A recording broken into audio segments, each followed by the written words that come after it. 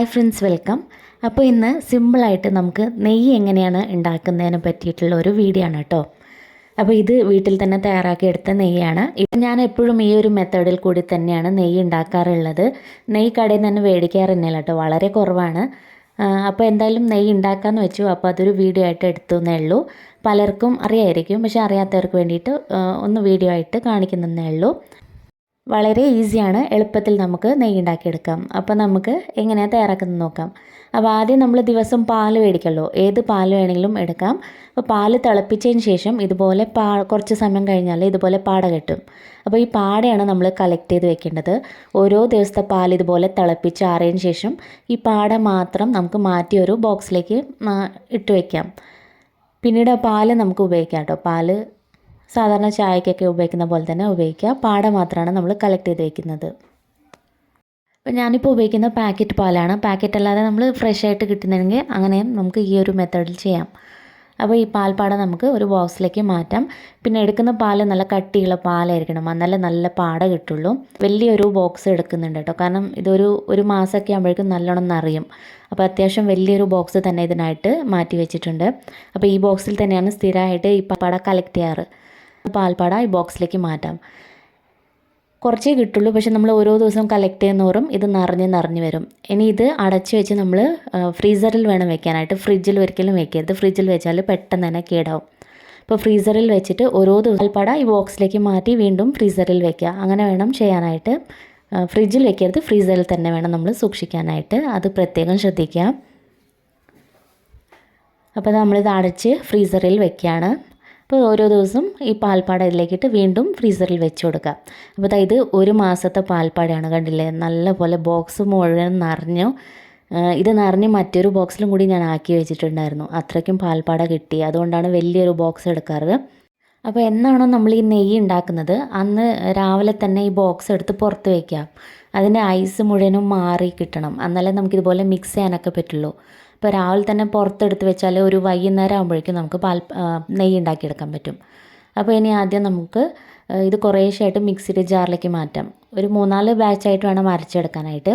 പിന്നെ ഇത് അരച്ചെടുക്കാനായിട്ട് നമ്മൾ തണുത്ത വെള്ളം, ഐസ് കോൾഡ് വാട്ടർ വേണം ഉപയോഗിക്കാനായിട്ട്. എന്നാലേ ശരിക്കും ആ വെണ്ണ ഇതിൽ നിന്ന് വിട്ട് വരുള്ളൂ. നല്ല തണുത്ത വെള്ളം വേണം ഉപയോഗിക്കാനായിട്ട്. അപ്പോൾ ആദ്യം കുറച്ച് ഐസ് കോൾഡ് വാട്ടർ ഒഴിച്ചിട്ട് നമുക്ക് ഒന്ന് പൾസ് ചെയ്തെടുക്കാം.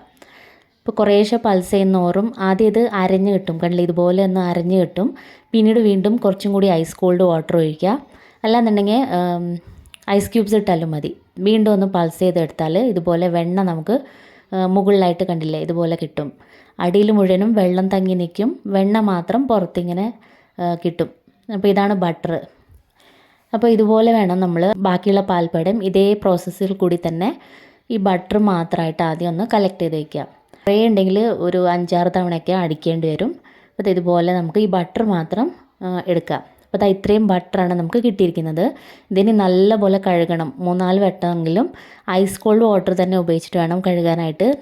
സാധാരണ വെള്ളം ഒഴിക്കരുത്, കാരണം ഇത് ചിലപ്പോൾ അലിഞ്ഞു പോകും. അപ്പോൾ നല്ല തണുത്ത വെള്ളം ഒഴിച്ചിട്ട് ഒരു 2-3 വട്ടമെങ്കിലും കഴുകിയെടുക്കുക. ആ പാലിൻ്റെയൊക്കെ ഒരു സ്മെല്ലൊക്കെ ഒന്ന് മാറാൻ വേണ്ടിയിട്ടാണ്. അപ്പോൾ നല്ലപോലെ കഴുകിയെടുക്കുക. കൈവച്ച് തന്നെ കഴുകിയെടുത്താൽ മതി കേട്ടോ. നല്ലപോലെ കഴുകിയെടുക്കാം. അപ്പോൾ ഇത് നല്ലപോലെ നമ്മൾ കഴുകിയെടുത്തു. ഇപ്പോൾ ഇത് ബട്ടറാണ്. ബട്ടറായിട്ട് വേണമെങ്കിൽ അങ്ങനെ ഉപയോഗിക്കാം. ഞാനിപ്പോൾ ഇത് നെയ്യായിട്ടാണ് ഉണ്ടാക്കുന്നത്. ഇനി ഇത് ഉണ്ടാക്കാനായിട്ട് നല്ല അടി കെട്ടിയില്ല നല്ലൊരു ചീഞ്ചട്ടി എടുക്കാം. ഇനി ഇതിലേക്ക് എടുത്ത് വെച്ചിരിക്കുന്ന ബട്ടർ ഇട്ട് കൊടുക്കാം. ഇത് ബട്ടറായിട്ടാണ് ഉണ്ടാക്കുന്നതെങ്കിൽ കുറച്ച് ഉപ്പൊക്കെ ഇട്ടിട്ട് മിക്സ് ചെയ്ത് നമ്മൾ ഫ്രീസറിൽ തന്നെ വെച്ചാൽ മതി. ആവശ്യാനുസരണം ഉപയോഗിക്കാം. ഇനി നമ്മളിത് ആദ്യം ഒരു മീഡിയം ഫ്ലെയിമിലിട്ടിട്ട് വേണം അത് ഉരുക്കിയെടുക്കാനായിട്ട്. കാരണം ആദ്യം നല്ലപോലെ ഇത് പതഞ്ഞ് വരും. ഇപ്പോൾ കൈവിടാതെ ഇളക്കി കൊടുത്തുകൊണ്ടിരിക്കുക. ഈ സമയത്ത് കണ്ടില്ല, നല്ലപോലെ ഇതുപോലെ പതഞ്ഞ് കിട്ടും. അപ്പോൾ കൈവിടാതെ ഇളക്കി കൊടുത്തുകൊണ്ടിരിക്കണം. മീഡിയം ഫ്ലെയിമിൽ വെച്ച് കൊടുത്താൽ മതി. ആദ്യം തന്നെ ഹൈ ഫ്ലെയിമിൽ വെച്ചാൽ എല്ലാം കൂടി അങ്ങ് പതഞ്ഞ് പൊങ്ങി കിട്ടും. അപ്പോൾ അതുകൊണ്ട് മീഡിയം ഫ്ലെയിമിലിട്ടിട്ട് നമുക്കൊന്ന് കുക്ക് ചെയ്തെടുക്കാം. കൈവിടാതെ ഇളക്കി കൊടുത്തുകൊണ്ടിരിക്കുക. കുറച്ച് കഴിയുമ്പോഴേക്കും ഇതിൻ്റെ പതയൊക്കെ ഒന്ന് അടങ്ങി കിട്ടും കേട്ടോ. ആ സമയത്ത് നമുക്ക് തീ കൂട്ടി വയ്ക്കാം. ഇപ്പോൾ കണ്ടില്ലേ, കുറേശ്ശെ ഈ പതയൊക്കെ ഒന്ന് മാറി വരുന്നുണ്ട്. ഈ സമയത്തൊക്കെ നമുക്ക് വേണമെങ്കിൽ കുറച്ച് തീ കൂട്ടി വയ്ക്കാം.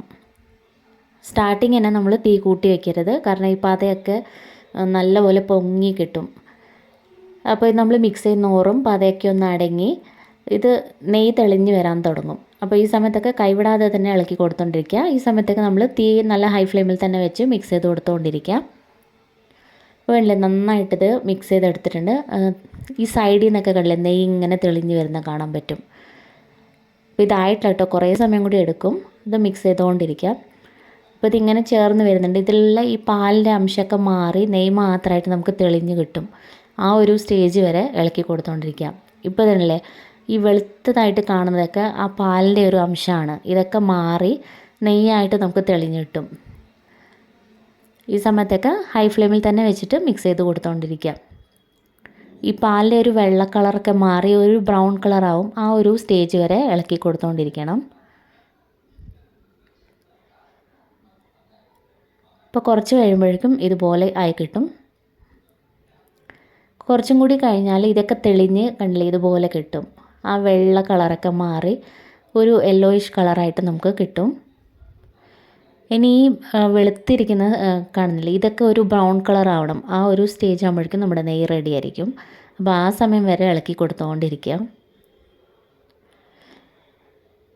അപ്പോൾ ഈ സ്റ്റേജ് ഇനി ഇത് റെഡിയാവുന്ന സമയത്ത് ഇതുപോലെ വീണ്ടും ഒന്ന് പതഞ്ഞ് കിട്ടും. അപ്പോൾ ഈ സമയത്ത് വീണ്ടും തീ കുറച്ച് വയ്ക്കണം.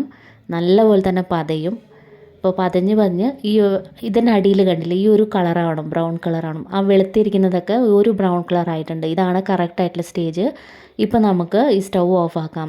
ഇത് ഓഫാക്കിയതിന് ശേഷം ഇത് നല്ലപോലെ ഇളക്കി കൊടുത്തുകൊണ്ടിരിക്കുക. കാരണം ഇത് നല്ലപോലെ പതഞ്ഞിങ്ങനെ വരും. ആ ചൂട് കൊണ്ട് തന്നെ ഇങ്ങനെ പതഞ്ഞിരിക്കും. അപ്പോൾ നല്ലപോലെ മിക്സ് ചെയ്ത് കൊടുത്തുകൊണ്ടിരിക്കണം. അപ്പോൾ അതൊക്കെ ഒന്ന് അടങ്ങുന്നത് വരെ മിക്സ് ചെയ്യാം. ഇപ്പോൾ നമ്മൾ സ്റ്റൗ ഓഫാക്കിയിട്ടാണുള്ളത്.